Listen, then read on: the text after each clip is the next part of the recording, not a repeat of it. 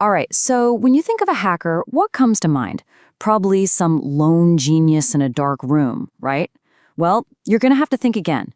The real way your passwords get stolen is honestly a lot less like a Hollywood movie and way more about these clever, automated systems that just prey on our everyday habits. So let's dive in and break down how they really do it. And honestly, this quote right here, it's the key to the whole thing. Most of these attacks aren't about some super sophisticated high-tech wizardry. Nope. They rely on automation, reused passwords, and just predictable human behavior. It's not about outsmarting complex algorithms, it's about outsmarting us. It's a game of numbers and psychology, and it works by exploiting our worst habits. We're going to break this all down in 3 acts. Okay, let's kick things off with Act 1, the automated guessing game. This first category is all about raw brute force computing power. It's really less about being some kind of evil genius and more about just letting a machine do all the dirty work. So, the most basic version of this is what's called a brute force attack. Just imagine a thief who has a key ring with every single possible key on it. They don't need to know anything about the lock they're trying to pick. They just try every key one after the other until, pop, the door opens. It's completely mindless, but you know what? With enough time and enough computing power, it can be scary effective. And here's what that actually looks like when it's put into practice. You've got these bots just generating and testing millions, literally millions, of random combinations of letters, numbers, symbols, all aimed at a single account. It is a pure numbers game. And eventually, if they have enough computing power, those numbers are going to be on the hacker's side. But, trying every single combination under the sun, that can take a really, really long time. So, of course, attackers started thinking, what if we could make the guessing a little smarter? And that right there leads us to the next method. Okay, so this is where hackers start to work smarter, not just harder.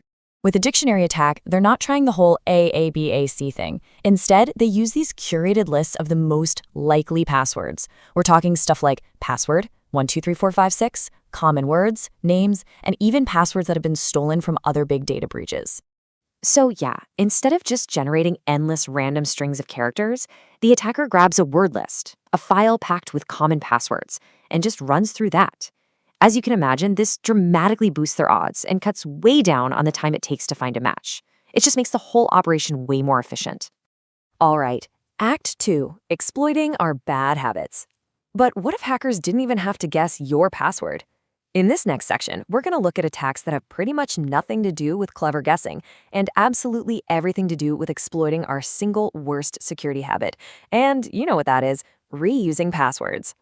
This method is called credential stuffing, and let me tell you, it is frighteningly effective. The logic behind it is just so simple. Hackers are basically betting that the username and password they stole from one data breach will also work on your email, your bank, your social media, and the scary part, way too often, they're absolutely right.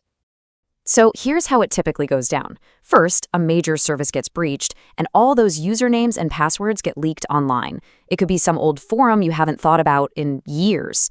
Next, an attacker gets their hands on that list and loads all those leaked credentials into a bot. And then, that bot just automatically tries or stuffs that same username and password into dozens of other popular websites just looking for a hit.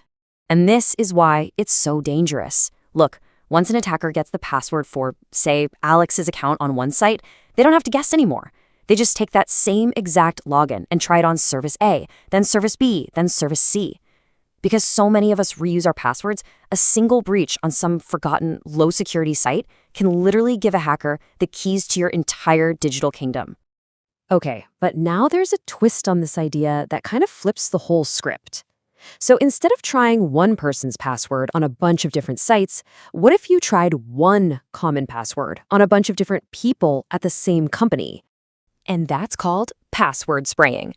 It's exactly what it sounds like. An attacker takes just one super common password, something like summer 2024, and tries it against hundreds of different usernames at the same organization.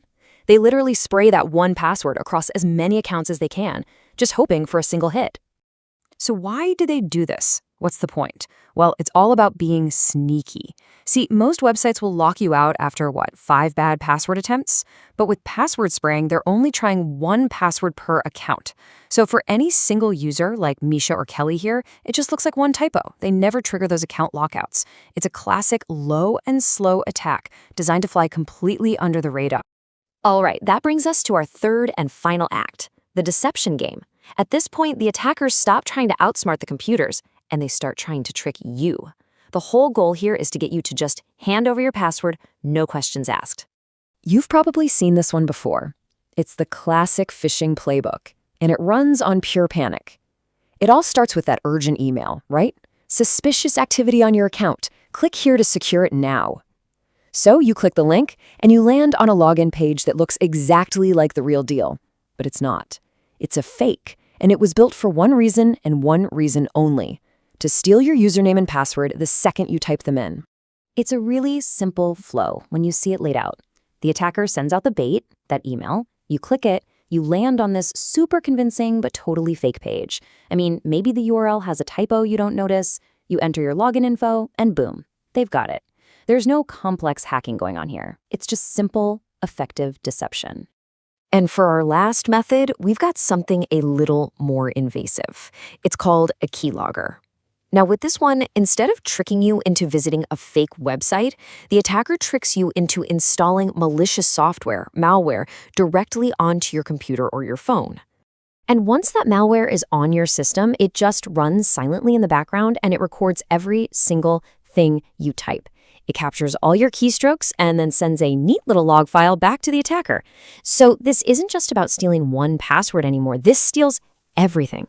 We're talking bank logins, private messages, company secrets, you name it. It is one of the most total forms of digital spying out there. Okay, so let's take a step back.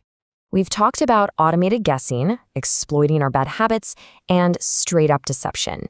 Now, these methods might seem totally different on the surface, but they're all connected by a common thread. And that thread really reveals the true nature of modern cybercrime. So what do all these attacks really have in common? Well, here's what it all boils down to. First, they are almost always highly automated. Second, they absolutely prey on password reuse. And third, they succeed by exploiting our predictable human behavior. You see, the modern hacker often isn't hacking in that traditional movie sense of the word. They're not breaking complex code. They're taking advantage of our habits and breaking our trust. Look, understanding how these methods work is really the first big step toward protecting yourself. So I'll leave you with this question. Which of these attacks have you come across? Maybe a sketchy email or a weird login attempt? The more we all recognize the playbook, the harder we make it for these guys to win. Thanks for tuning in.